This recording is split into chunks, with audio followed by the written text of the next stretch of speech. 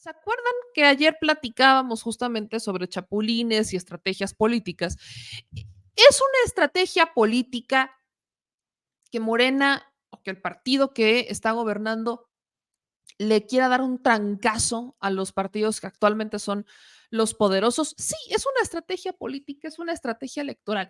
Eso no nos debe de espantar, ¿ok? Yo lo he explicado en más de una ocasión, porque cuando uno quiere ganar una elección donde no eres el partido en el poder, pero quieres serlo y eres la oposición, estás en un segundo lugar, tienes que dar trancazos. Ahí es justo donde funcionan, por ejemplo, las megacoaliciones, no como en el caso de Fuerza Corazón, sino realmente las coaliciones sirven cuando tienes estados donde el partido en el poder es fuerte, pero ya no tanto, y donde necesitas dar trancazos contundentes para desarmarlos y quedarte con ese primer lugar. Ahí solamente ahí sirven las megacoaliciones porque te unes, se unen entre todos, dan ese golpe en la mesa y destronan al partido en el poder. Cuando ves que existe esta mega coalición, qué es lo que pasa también? Pues que las estructuras se van perdiendo. Recordemos que sobre todo Morena tiene que dar un golpe en las estructuras, porque Morena todavía no consigue armar al 100% sus estructuras. Y no es porque Morena no tenga gente, de hecho Morena es el partido que ya más a militantes o afiliados tiene reportados ante el instituto. El asunto no nada más es que los tengas en papel y que los reportes al INE, que son tus militantes, sino más bien tus afiliados, sino que a ellos les des una estructura. ¿Quiénes son los líderes de la colonia? ¿Quiénes son los seccionales? ¿Quiénes son o sea, quiénes son cada uno de ellos? Y que entonces armes una estrategia de defensa del voto. O sea, tienes que tener sobre todo tu estructura, que eso, o sea, eso es oro. Para todos los partidos políticos una estructura es oro molido, es oro puro. ¿Por qué? Porque esa es la estructura con la que defiendes el voto, con la que sacas a la gente a votar. O sea, se organizan entre colonias para ir a votar, para acudir, para presentarse, para defender el voto. Son vecinos, son vecinas. O sea, esas estructuras son necesarias en la vida interna de un partido político.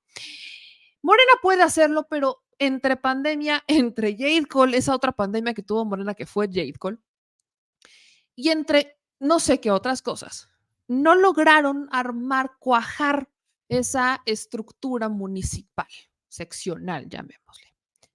Y hay estados donde, por lo que entiendo, están, pues están buscando que sus candidatos a las presidencias municipales sean los que armen esas estructuras, que ya se integren los comités municipales y demás. Pero lejos de esta explicación, lo que yo no me explico es lo que les voy a explicar a continuación. Esta es la historia de la explicación. En la tarde me mandan un mensaje, me mandan una captura de pantalla y me dicen, ve lo que está pasando. ¿Qué captura de pantalla es? Es la captura de pantalla de una nota que dice lo siguiente, el Diario de Yucatán. Morena postuló sin su autorización, afirma candidata de Chichimilá. Hay una lista que Morena difunde sobre las candidaturas oficiales a la presidencia municipal de los 106 ayuntamientos de Yucatán. Contiene un nombre de una panista que asegura la incluyeron sin su autorización, sin su conocimiento y sin tener ningún nexo con ese partido. Se trata de Arminda Chi Náhuatl, de 52 años de edad, originaria del municipio de Chichimilá, quien aparece en el lugar número 21 de la lista de Morena de candidatos a la alcaldía. Entonces yo veo esta nota y digo, a ver, espérense tantito, esta nota está ya hace 2 días en Yucatán. Y empiezo, me mandan una captura de pantalla y empiezo a buscar el documento y entonces encontramos el documento de Morena, encontramos esta famosa lista de Morena, de la comisión de encuestas, aquí está. Aquí está la lista, la voy a poner en grande, la lista de la comisión de encuestas de Morena. Aquí viene que fue el 18 de enero, se presenta ese trabajo, ¿no? Aquí la voy a hacer en grande, se presenta este trabajo y te dicen que pues son las definiciones de presidencias municipales en 10 municipios de Guanajuato y 105 municipios del estado de Yucatán, en un proceso transparente, abierto y democrático en el que se inscribieron cerca de 1,600 personas en estos municipios. Se llevó a cabo una valoración política de la trayectoria de todas las personas inscritas para desahogar el proceso estatutario de consensos y encuestas para definir a las compañeras y compañeros que representen al movimiento de transformación. Con esta determinación se fortalece la estrategia política para que las elecciones en que Alma Alcaraz y Guacho Díaz encabezan nuestro movimiento para la renovación de las gubernaturas en dichos estados.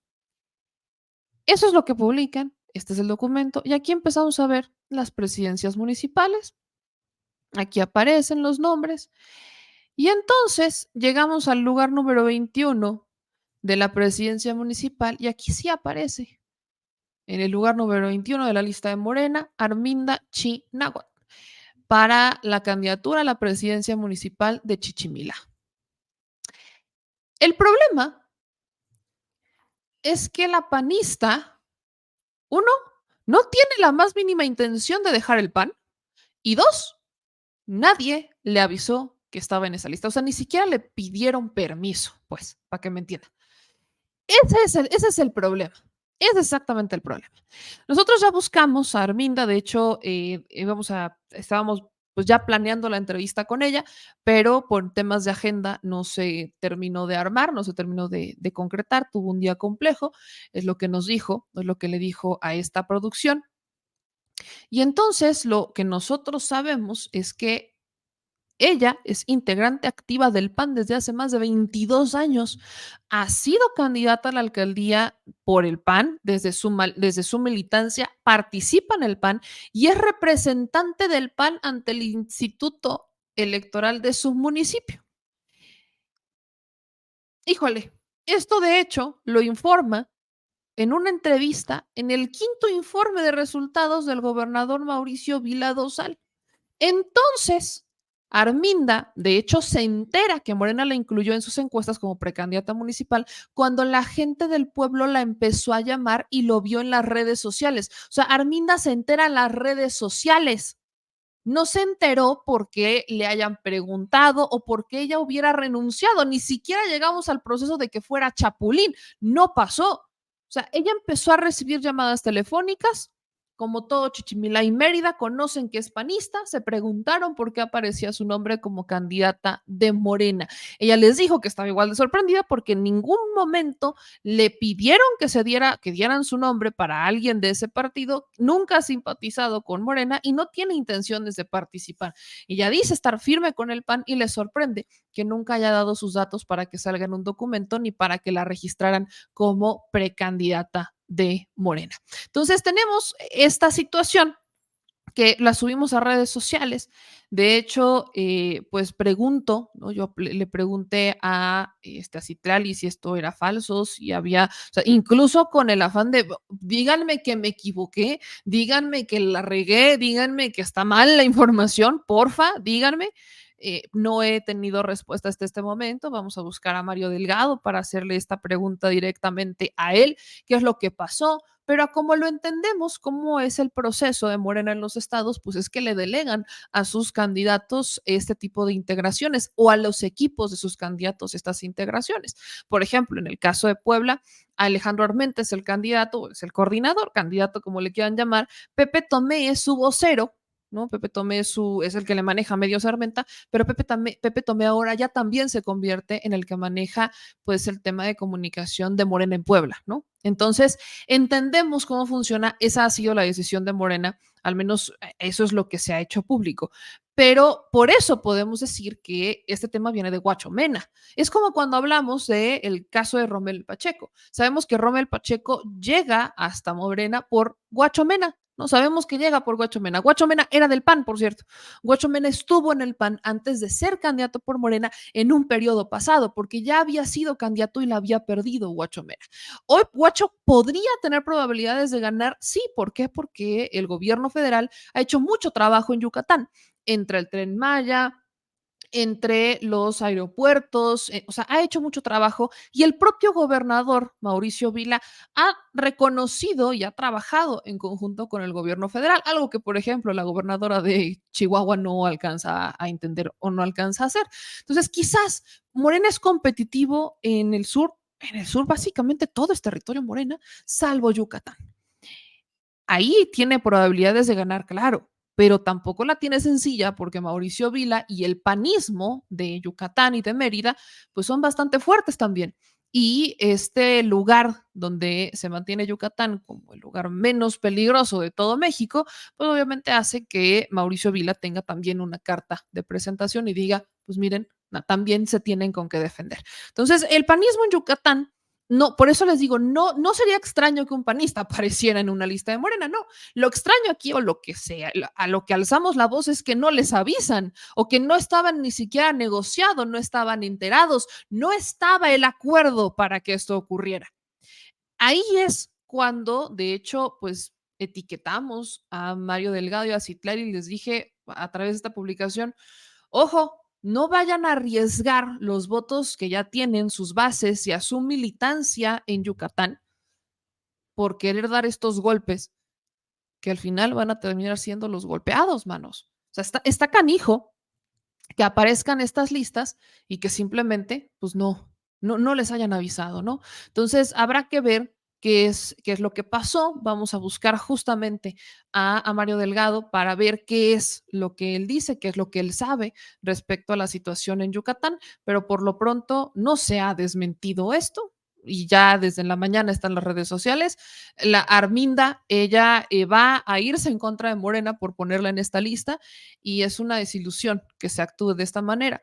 No sé siquiera si Mario Delgado estaba enterado de esta situación, que quiero hacer esa pregunta, porque probablemente deslindaron todo y dijeron, bueno, me van a pasar la lista, es Yucatán. Eso también pasa, ¿eh? O sea, los partidos estatales, más bien los nacionales, aunque uno piensa que sí, no están obligados a saber todo, tienen que deslindarse de alguna manera porque tampoco están en el lugar. Entonces confían en que los que están en Mérida, o más bien en este caso en Yucatán, pues ya van a haber hecho el trabajo y ya les van a mandar una lista completa y ya tuvieron sus consensos o no.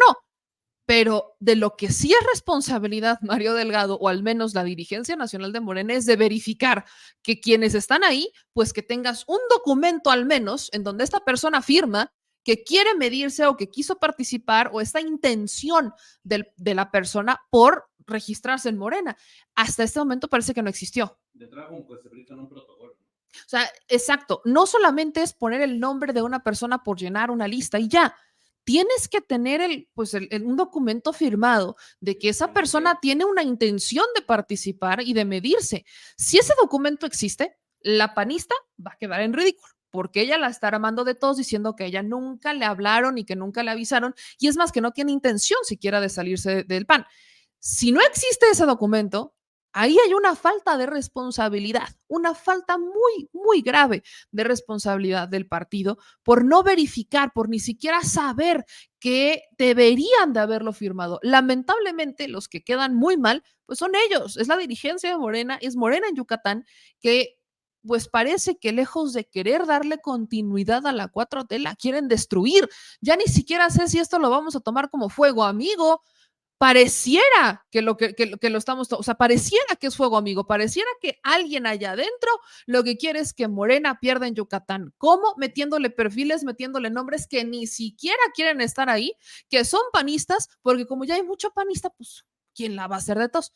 Pareciera de verdad que están ante un fuego amigo y lo que está pasando pues debería de tener consecuencias, consecuencias claras y consecuencias visibles, porque hay una militancia en Yucatán que está alzando la voz porque no quiere que estén panistas ocupando cargos para los que ellos están capacitados para tomar. O sea, tienen que escuchar a sus bases.